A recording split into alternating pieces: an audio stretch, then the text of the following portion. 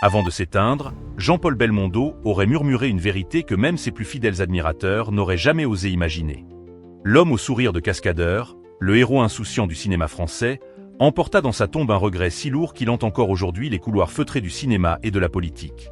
Certains disent qu'il a trahi un ami intime, d'autres jurent qu'il a dissimulé une double vie aux allures de roman noir. Ce qui est certain, c'est qu'au crépuscule de sa vie, Bébel, ce géant qui faisait rire et rêver la France entière, a laissé derrière lui un aveu murmurant comme un fantôme dans la mémoire collective. Que s'est-il vraiment passé dans l'esprit de cet acteur que rien ne semblait pouvoir briser?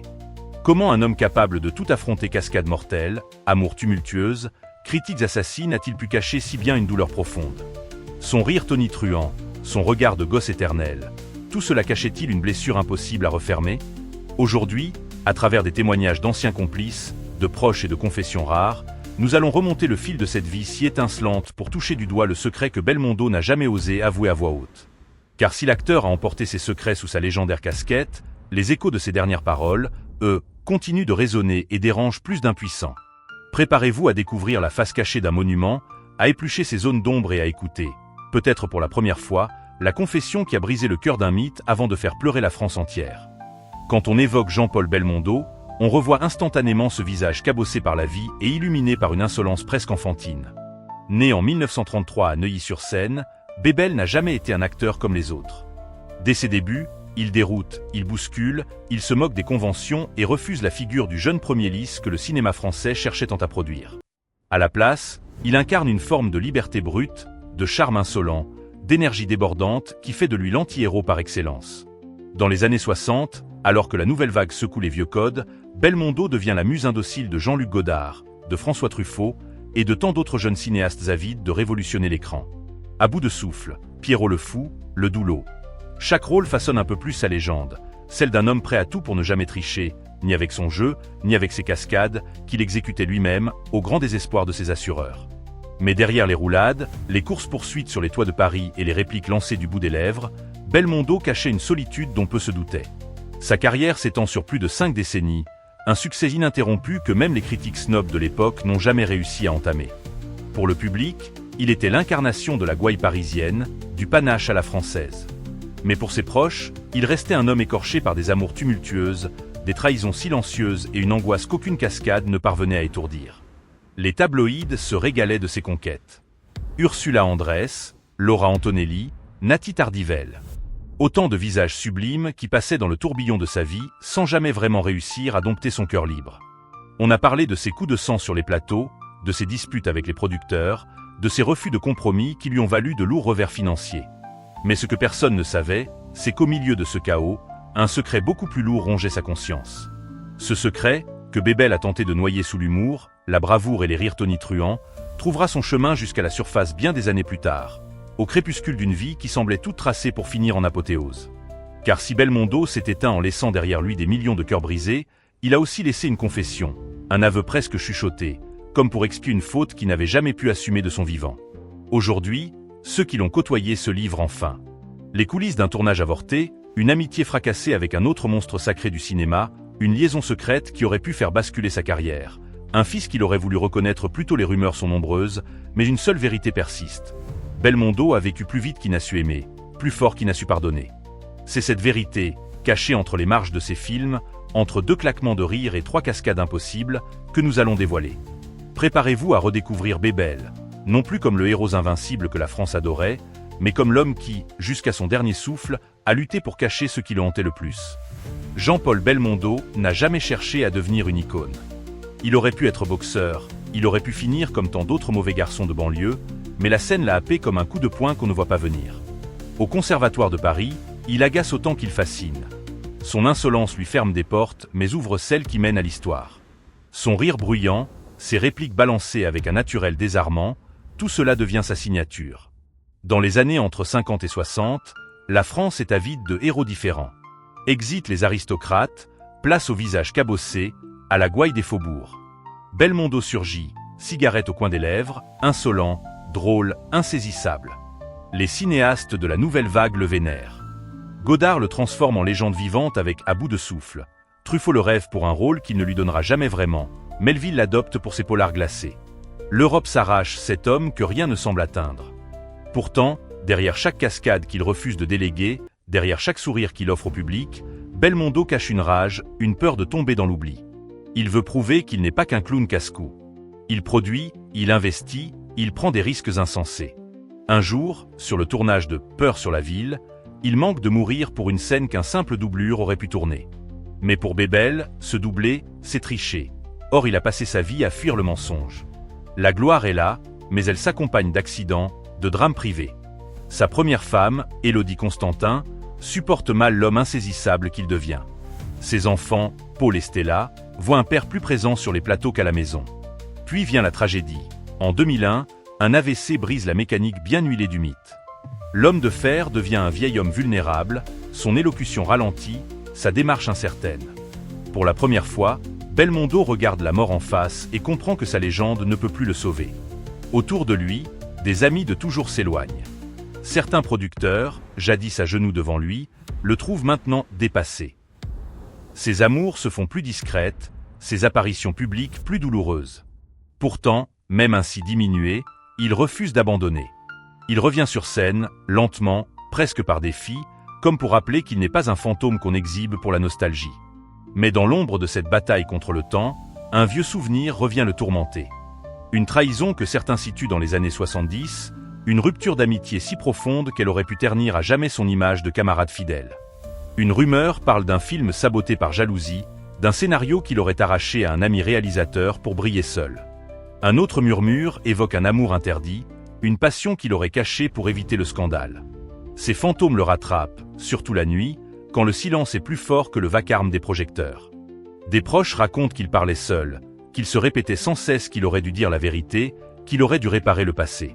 À mesure que son corps s'affaiblissait, son esprit, lui, revenait sans cesse sur cette blessure mal refermée.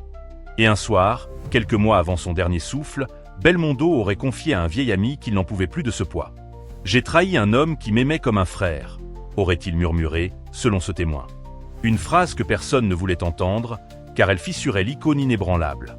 Mais pour Belmondo, il était temps de quitter ce monde en laissant derrière lui, peut-être, la preuve qu'il avait été un héros, mais avant tout un homme. Quand la lumière des projecteurs s'estompe et que la salle se vide, il ne reste plus qu'un vieil homme assis dans l'ombre de ses souvenirs. Pour Jean-Paul Belmondo, les dernières années furent celles d'une mémoire qui saigne doucement. La gloire, elle est devenue une armure trop lourde pour ses épaules fatiguées. La foule, un écho lointain. À la fin, il n'y avait plus que cette confession, ce mot interdit qu'il n'avait jamais pu prononcer devant les caméras. Certains disent que tout a commencé au tournant des années 70. Bébel, au sommet de sa carrière, se sentait invincible. Sur un tournage, il se serait rapproché de la compagne d'un ami acteur, une star tout aussi aimée du public. Le flirt, d'abord anodin, aurait dégénéré en liaison brûlante. La presse ne sut jamais rien, car à l'époque, les studios contrôlaient tout. Mais dans les coulisses, le scandale fit exploser un cercle d'amitié qui, jusque-là, semblait inébranlable. Ce frère trahi, certains avancent qu'il s'agissait d'Alain Delon. Les deux monstres sacrés, inséparables à l'écran dans Borsalino, ne se reparlèrent presque plus jamais après ce tournage maudit. Les rumeurs de rivalité étaient officiellement démenties, mais leur confidence à des proches contredisait cette version aseptisée. Dans l'intimité, Belmondo regrettait, paraît-il, ce coup de folie qui avait transformé une complicité légendaire en un silence de marbre. Une nuit, affaibli par la maladie, Belmondo aurait confié à son ami Charles Gérard « Je l'ai trahi. Et depuis, je paye ». Charles, fidèle parmi les fidèles, a emporté cette confidence dans sa propre tombe en 2019. Mais un membre de son entourage aurait vendu la mèche après la mort de Bébel. Les médias, d'abord sceptiques, flairèrent le scandale, mais les proches se refermèrent, refusant de souiller la mémoire de leur héros. Pourtant, quelques indices, glissés dans de rares interviews, montrent que Belmondo n'a jamais pardonné à son propre cœur. Dans un entretien de 2010, il lâche, un sourire fatigué aux lèvres, « J'ai fait des bêtises, mais on me les a pardonnées. Pas moi. » À l'époque, personne ne devine qu'il évoque cette faute-là. Les tabloïds exhumèrent des photos inédites, des soirées trop arrosées, des regards appuyés entre Bébel et la mystérieuse femme. Des collègues du tournage de Borsalino parlent de disputes violentes, de scènes coupées pour étouffer la tension entre Delon et Belmondo.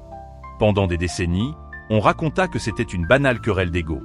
Mais en réalité, derrière les sourires forcés, les deux géants ne se seraient plus jamais fait confiance. Le public, lui, refusa toujours d'y croire. Pour la France, Belmondo restait l'homme solaire, l'ami fidèle, celui qu'on aimerait avoir pour frère ou pour père. Admettre qu'il ait pu briser un lien sacré revenait à salir la pureté d'un mythe national. À la mort de Bébel, la presse préféra célébrer le héros, l'invincible, plutôt que le coupable repentant. Mais dans les couloirs des grands studios, certains se souviennent, il n'a jamais cessé de dire qu'il était désolé. Mais trop fier pour demander pardon en face. Ce regret, il l'a emporté avec lui, comme une cicatrice ouverte sous sa veste de cascadeur. Aujourd'hui, alors que les confidences sortent peu à peu de l'ombre, le voile se lève sur cet homme que l'on croyait connaître par cœur. Un homme dont le dernier rôle fut peut-être celui de l'orgueilleux qui n'a jamais su dire « pardon » avant qu'il ne soit trop tard. Jean-Paul Belmondo restera toujours pour nous bien plus qu'un simple acteur, un PAN entier de l'âme française, un éclat de rire que même le temps n'a jamais réussi à éteindre. Chez Révélation célèbre, nous croyons qu'aucune confession, aussi douloureuse soit-elle, ne peut ternir l'héritage de celui qu'on appelait affectueusement Bébel. Oui, il fut imparfait. Oui, il a trébuché, blessé, menti peut-être. Mais qui pourrait prétendre vivre si intensément sans laisser quelques cicatrices sur le cœur des autres? Sa force aura été de transformer chaque faiblesse en éclat de vérité sur grand écran. Quand il courait sur les toits de Paris, c'était pour échapper à ses propres démons. Quand il riait, c'était pour étouffer les regrets qu'il ne confiait qu'à ses plus proches. Cette dernière confession, si elle est vraie, ne fait que le rendre plus humain, plus vulnérable, plus proche de nous. Un homme immense, mais avant tout un homme. Certains diront qu'il aurait dû laver son honneur, présenter ses excuses publiquement, réconcilier ce duo mythique qui fit rêver une génération. Peut-être. Mais peut-être fallait-il aussi que le mythe reste intact, que l'on continue de fantasmer cette rivalité de cinéma plutôt que de regarder la plaie béante qu'elle cachait. Ce que nous retenons, c'est qu'à travers ses cascades, ses répliques inoubliables, ses amours et ses colères, Belmondo nous a appris à aimer sans mesure et à vivre sans filet. Aujourd'hui encore, son rire résonne quand on revoit Le Magnifique, La Deza, ou ce Borsalino, qui cristallise à lui seul la fraternité brisée. Et vous, que pensez-vous? Croyez-vous que Bébel devait tout dire? Que la vérité aurait changé quelque chose à l'amour que la France lui porte encore? Avez-vous, vous aussi, un film, une scène, un souvenir qui vous lie à ce géant? Nous serions curieux de lire vos confessions à vous, vos souvenirs intimes d'un héros qui, malgré ses erreurs, restera à jamais un repère de tendresse et d'audace dans notre mémoire collective. Chez Révélation célèbre, nous n'aimons pas juger. Nous aimons comprendre, percer les masques, mettre au jour les fissures. Parce qu'au fond, ce sont ces fissures qui rendent un homme inoubliable. Et Jean-Paul Belmondo n'a jamais cessé de nous rappeler que, pour être grand, il faut d'abord savoir rester profondément, douloureusement, humain. Alors oui, aujourd'hui nous savons peut-être un secret de plus sur Bébel. Mais nous savons surtout qu'aucun secret ne peut éteindre la lumière qu'il a laissée derrière lui. Et pour ça, malgré tout, nous lui disons merci. Certains secrets n'auraient peut-être jamais dû voir la lumière du jour. Et pourtant, maintenant qu'il se murmure dans le creux de nos souvenirs, il donne à la légende un visage plus fragile, plus humain, plus bouleversant. Jean-Paul Belmondo nous laisse bien plus qu'une filmographie à couper le souffle. Il nous lègue une leçon de vie, brutale et tendre à la fois. Même les géants tremblent dans l'obscurité. Dans le silence qui suit le générique, on entend encore son rire, éraillé par les années mais intact dans nos cœurs. On revoit ses cabrioles insensées sur les toits, son regard malicieux défiant la mort, ses baisers volés à l'écran comme pour mieux conjurer le vide qu'il redoutait en coulisses. Qui aurait pu imaginer que derrière ce masque d'insouciance se cachait une confession si lourde qu'il préféra l'enfermer dans les crins de ses dernières heures? Aujourd'hui, nous refermons ensemble ce chapitre secret, conscients qu'il nous lie à lui d'une manière nouvelle. Plus intime, plus triste peut-être, mais terriblement vrai. Et quelque part, dans une salle obscure ou dans le salon d'un vieux cinéphile, un jeune spectateur découvrira pour la première fois, à bout de souffle, ou l'homme de Rio, sans savoir qu'au-delà de l'écran, Belmondo portait en lui une peine qu'aucune cascade n'a jamais pu effacer. Certaines histoires n'étaient pas faites pour être connues. Mais maintenant, vous savez. Et dans ce soupir de vérité, Bébel vit encore. Dans nos souvenirs, nos rires, nos silences émus, et dans ce pincement au cœur quand, au détour d'une réplique, on entend murmurer « J'aurais dû lui dire pardon ». Ainsi s'éteignent les héros, jamais vraiment partis, toujours un peu vivants, éternels complices de nos propres secrets. Merci, Jean-Paul.